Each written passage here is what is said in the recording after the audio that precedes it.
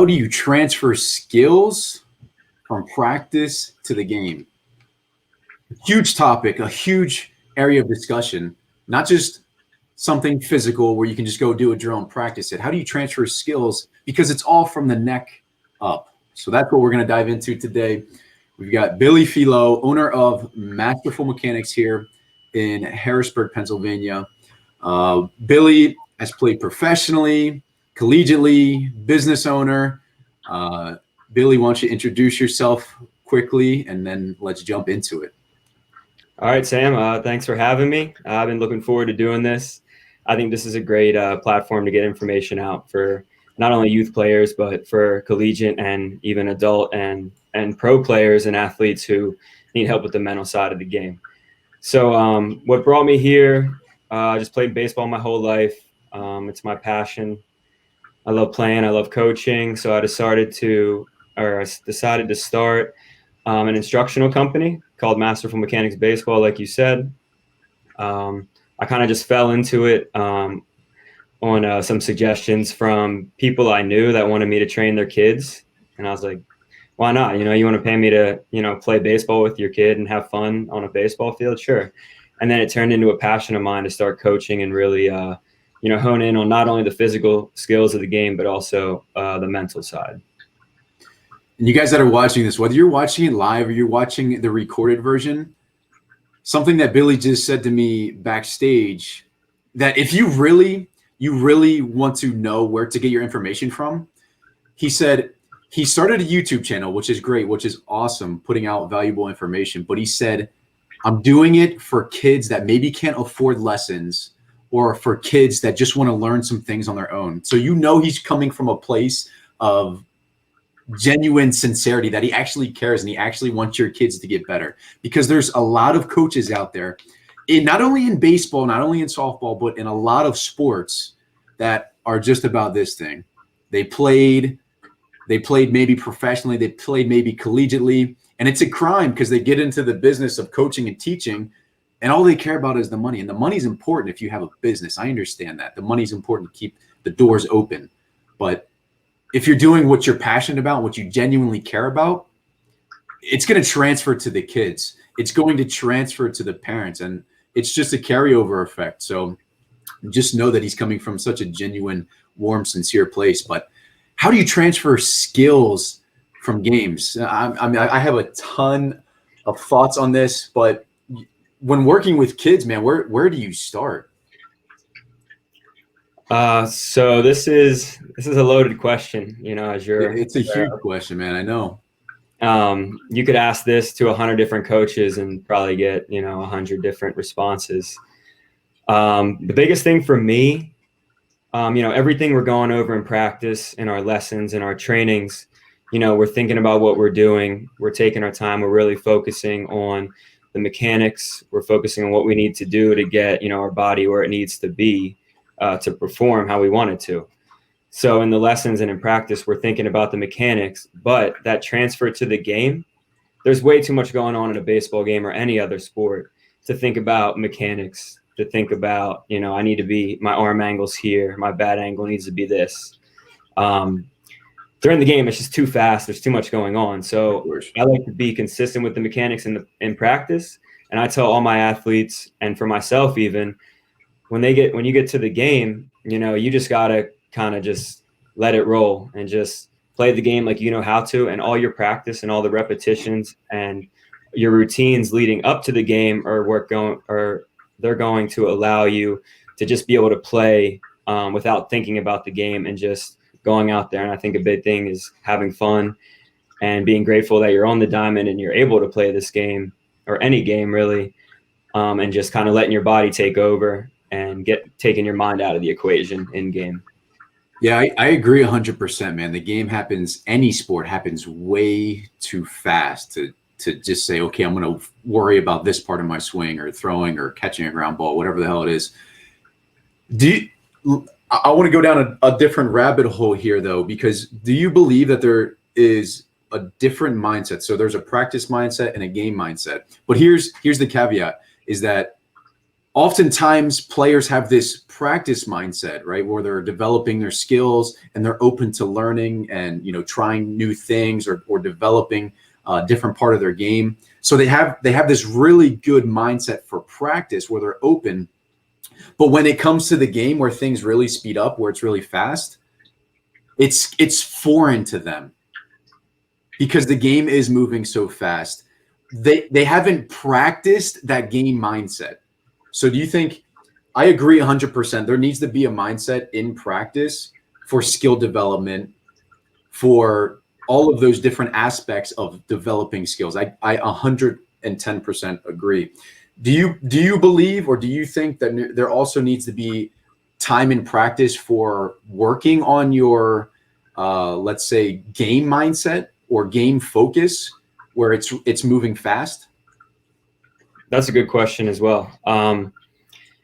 So that's a really good one. I think like I said, with the mechanics and everything, focusing our technique and practice is great. Maybe we can devote a portion of that to practice, and then the last maybe, you know, half of the practice or the last quarter of practice. Okay, now it's game mode. You know, now we go into, okay, you're taking live BP, you're taking live hacks, you're throwing to, you know, you're pitching to a catcher, and we're going to try to simulate a game. It's hard to simulate the pressure and the speed of a live baseball game unless you're actually playing like an inter squad or, you know, facing a live hitter, you know, with live at bats.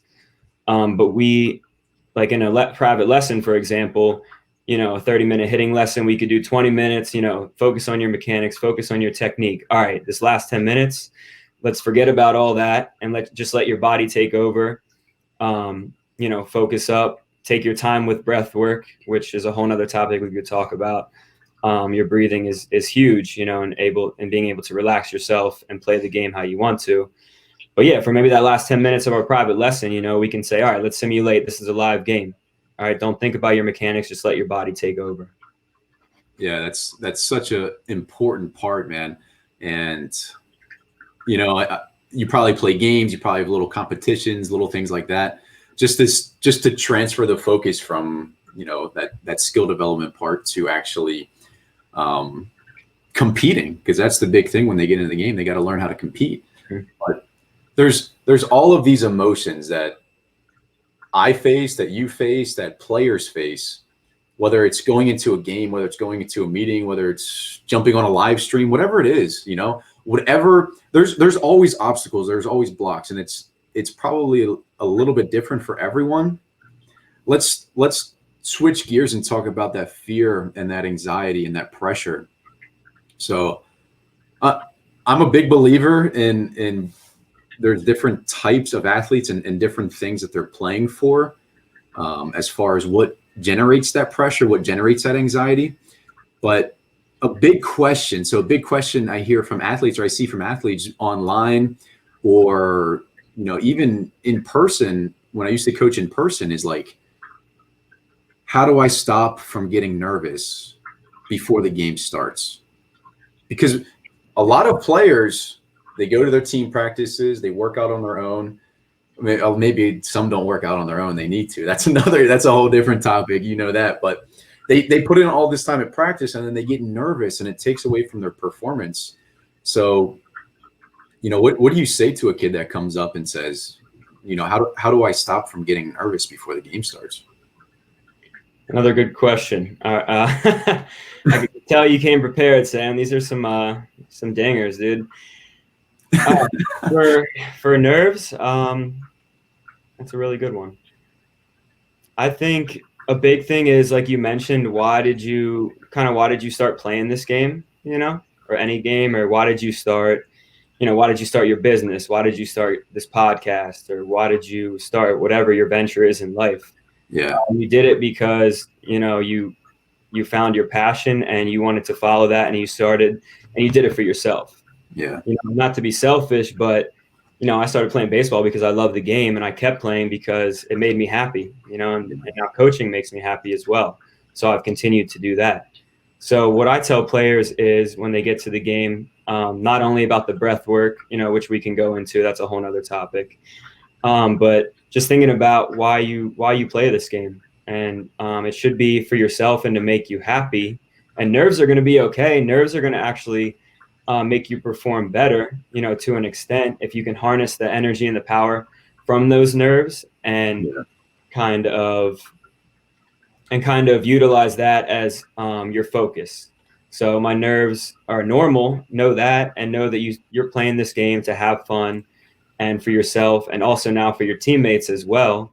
So you can utilize those nerves and put them into your direct focus into whatever it is you're doing, not just in playing a sport, but use your nerves or your little bit of anxiety or whatever is normal, and just know that, and know that you can utilize that as your concentration for the task.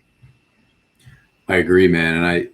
And we have to be really aware as parents, as players, as coaches, that, players are motivated. Players get those nerves from different things. Mm-hmm. There's a Harvard psychologist who's passed away who actually broke down motivation. And this is really specific. This is so clear for athletes into 6 different categories. Well, it's actually 3 categories, and each one is broken down into 2. So, you have your athletes that play for others, right? They play for their teammates, they play for their parents, they play for their coaches. You have your athletes that just strictly want to dominate, right? And they either want to absolutely dominate in an individual sense or their team sense, or they're trying not to be embarrassed, right? That's on the same spectrum. The power, those would be the power athletes. And then the third type is the achievement type, where those are the skill development people. Those are the skill development athletes. Those are, they really work on refining their skills in practice. And the only person that can beat themselves or beat them in the games is themselves, right? If they didn't execute their skills. So, just based on his model, right? David McClellan, who's arguably the guru, he's the authority on motivation, right? Harvard and a number of books and all that good stuff. But there's 66% of the population that easily gets nervous, right? You're afraid of letting down coaches. You're afraid of letting down teammates. You're afraid of letting down your parents. For parents, for not frustrating your parents, we see it all the time in youth sports where parents put so much pressure on kids to perform, whether it's because the parents paid all of this money for lessons, all of this money for teams, all of this money for travel, whatever it is. Do you think that we're spiraling out of control in youth sports and the pressure that kids get from their parents? Dude, you really came prepared, man. I mean, that's just off the cuff. That's not a pre-prepared question or anything, man. It's just, that's big. So, well, to start, the crazy thing is I've seen professional baseball players get nervous and get anxiety and barely able to function because of their manager or a coach, that's constantly in their ear. Whatever, even during the game, I've seen it, especially pregame, Mm-hmm. A manager and a coach's job during pregame, during a game, their job is just to be there and control, the roster, the lineup, the pitching changes, whatever. Their job isn't to coach and try to tell the players what to do during a game. Yeah. During a game, you just got to let the players play. And I think pro guys get almost like frozen, with fear because their manager, I'm taking you out if you make another error. And then what do you think happens the next inning? Yeah. Next error. Even high school, which is crazy, But I've seen it happen. Go ahead. I can empathize so much, man. It's because you put the pressure on yourself, but you feel like your ass is on the line. Right. And it's if I mess up, I might not play for a week or 2 weeks or 3 weeks. And this is my career, like my salary. Exactly. To play baseball. So if I make an error, I might not be able to get my contract and not be able to put food on the table for my family. 100%. Another discussion to have. But I think going back to your question, I think it helps to put things in perspective. So baseball is a game, right? You know, if you perform poorly, you strike out, you know, you walk the house. You know, no one's gonna die. Your family still loves you, at least they should. Your friends and your teammates are still gonna love you, at least they better. You know, if they actually care about you, and that's the type of friends and teammates that you want, they're still gonna care about you if you make a mistake, even if you lose them the game, whatever. You know, baseball is just a performance realm. It's not life or death. So I think putting that into perspective really helps. Even putting it into perspective, like, you know, for a kid, if I don't perform well here, you know, I'm still going to leave, be able to go home and freaking get on fort, you know, and like my mom's going to make me a nice dinner, you know, I still have a family, I still have a roof over my head. So you put those things into perspective and be grateful that you can even play the game, you know, even if you shit the bed, it happens. 100%. But people are still going to love you and respect you and, you know, be with you even if you fail on the diamond. And even off the diamond in the work, you know, performance realm, you know, if you lose your job or whatever, your family's still going to love you. So there's always a saving grace, and there's always something to be grateful for. And I think that helps me calm my nerves for performance. Agreed. So having kids just know that before the game starts would help them just calm those nerves. Yeah. A great pregame talk for the coach would be, hey guys, you know, we worked so hard in practice, and, you know, you guys worked your asses off and you're supporting each other. You put in so many hours, and now we get to go out and see the fruits of our labor. So just go out, you know, have fun, play for yourself, play for your teammates, you know, play for your families, and go out there and just have fun and play the game. Play the game. That's all pregame talk should be, you know, not this is the big game, we need to win this, you know, to make playoffs. Like, nah, it's just another game. It's just another day, you know, to be thankful that you get to go out there and play baseball or whatever sport or whatever your performance realm is. There's an entrepreneur, business owner who's pretty popular. Most people have probably heard of him, Gary Vee. He says he wakes up every morning, and this guy is on the run on social media everywhere, all hours of the day, giving big speeches, you know, $100,000, $250,000, $1 million speeches. And he says he wakes up every single day and he thinks, you know, he runs through a scenario that the worst thing possible happened to his parents, his wife, his kids. They all died. They're all sick. And then he snaps back to reality and he realizes they're all healthy and they're all fine. And he said that relieves the pressure of all of that stuff. So I don't know that's the answer for athletes, to run through a scenario where like your parents or your loved ones go through a tragic situation, but exactly like what you're saying, man. We're so grateful just to be out here doing this thing, man. Exactly. Maybe, I mean, that might work for some people. Everyone's different. Another exercise that might work is to have a gratitude journal where you kind of just review what you're grateful for and just journal it. You can write it down, type it up, whatever. Put it on your phone. But it's something that you can look at every single morning and you can see what you're grateful for. And that could help relieve, you know, some of your anxiety, because you see what you're still going to have, and the good things in life are still going to be there despite how you perform, good or bad. I agree 100%, man. There is a study done, and Tony Robbins shares this pretty frequently. They monitor your brain waves, and they monitor, you know, there's just the physical reactions of your body, and actually syncing up your gratitude and your emotions in your brain. So just, you know, the physical side and the mental side of things. When you're grateful for things, like you said, there's actually science behind it that says you can't be stressed out, you can't be angry, you can't be nervous, you can't be fearful when you're thinking about, or when you're like you said, if you go to a gratitude journal, there's actual science behind what happens inside your body physically when you're grateful or when you're practicing that gratitude. So I think a gratitude journal is a beautiful thing to have, an incredible thing to have.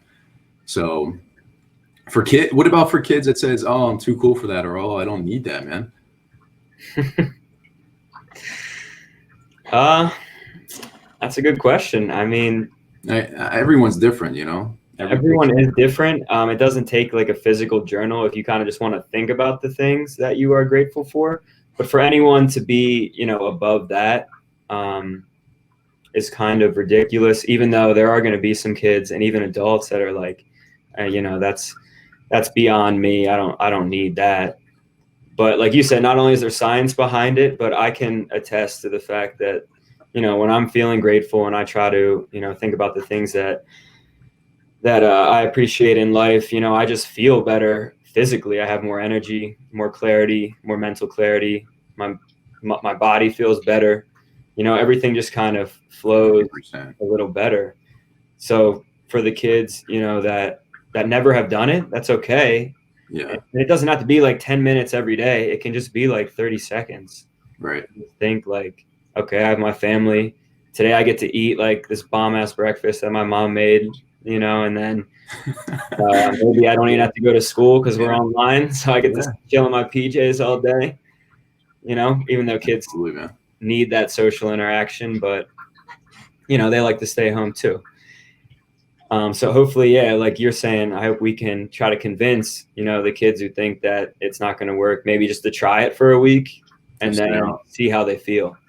Yeah. Because, the only or the best way to convince yourself of something is to do it and feel the benefits and the reactions of it.